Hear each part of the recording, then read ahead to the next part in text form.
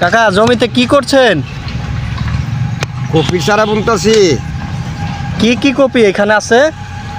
এখানে দুইটা মিলিয়ে পাতা কপি আর ফুলকপি। আচ্ছা আচ্ছা, তো এখানে আপনার জমির পরিমাণ কিরকম? আমার 20-25 হইব। 20-25 শতাংশ না চাচা? এখানে কি প্রতি বছরই ফুলকপি চাষ করা হয়? হ্যাঁ, প্রতি বছরই। প্রতি বছরই আমরা তরকারি আবাদি করি, প্রত্যেক বছরই তরকারি আবাদ করেন? তরকারি আবাদ করি। তো কেমন ফলন পান এই জমিতে? মোটামুটি ভালো। আর সিজনে যে এখন তো রোপণ করছেন মনে হয় নামিতে পড়ে গেলেন। হ্যাঁ, নামি পড়ে গেলাম গা। তো নামিতে নেই। হ্যাঁ, খেতে ওই আর একটা সবজি ছিল, শাক, পুঁই শাক কয় ওটারে। জি, পুঁই শাক ছিল। তো পুঁই শাকে কেমন পাইছেন? মোটামুটি ভালো পয়সা হয়েছে বছর। পুঁই শাকে না? আর প্রতি বছর মোটামুটি এই যে নামিতেই তো মনে হয় বোনেন? হ্যাঁ হ্যাঁ হ্যাঁ,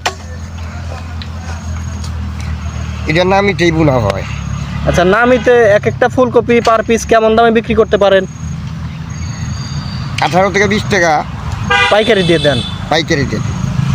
চাচা জমিটা প্রস্তুত করতে কি কি করেন, কিভাবে কি করেন? চাষ করি, সার বীজ দিয়া ওনারে চারা লাগানোর পর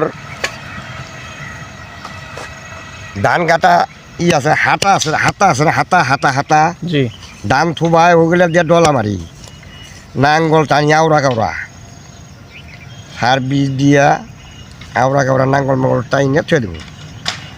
তারপরে পানি শেষ পড়লে পানি দেওয়া লাগে, তারপরে কপি। আচ্ছা, তাহলে কপি চাষ করে মোটামুটি স্বাবলম্বী হচ্ছে তো? হ্যাঁ, মোটামুটি ভালো। ভালো না? হ্যাঁ। তো এই 25% বলতেছেন নাকি? হ্যাঁ, তো 25% জমিতে মোটামুটি আপনার খরচ হয় কিরকম কপি চাষ করলে? কপি চাষ করলে খরচ হয় অনেক।